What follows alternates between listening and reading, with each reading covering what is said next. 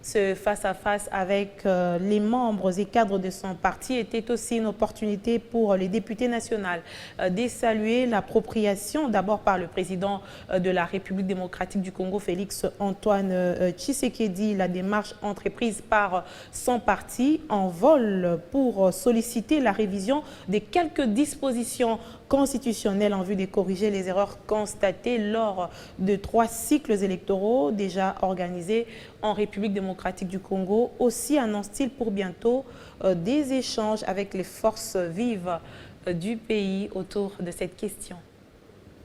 Nous avions plein les élections de 2006, mais 2011 fut moins bien que 2006. Et 2018, bien pire que 2006 et 2011. Pour arrêter et enrayer cette régression démocratique, c'est maintenant et pas demain qu'il faut engager cette révision pour permettre des réformes en adéquation avec les espérances légitimes que nous formulons pour 2023. 15 ans après le référendum constituant de décembre 2005, 14 ans après la promulgation de la Constitution du 18 février 2006, 15 ans de pratique et de mise en œuvre laborieuse de cette Constitution, marquée par 3 cycles électoraux, tous incomplets en 2006, 2011 et 2018. Vous avez sorti la question de la révision constitutionnelle du maquis de l'anti-révisionnisme où elle s'était réfugiée, en devenant aujourd'hui, après l'expérience de 2018, l'instrument détourné des ennemis de la démocratie et de la liberté qui en ont fait le lieu de perversion aussi obscène que l'achat des mandats publics, chose inacceptable dans une démocratie.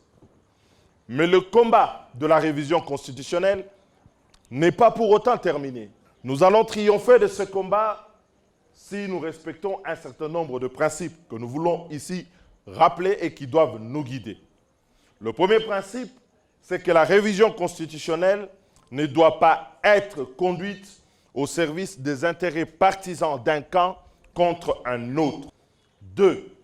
La révision de la Constitution doit se faire dans le respect des acquis qu'il faut se garder de détricoter et la recherche d'un consensus dans le pays, au sein de la classe politique, de la société civile et de l'ensemble de la population.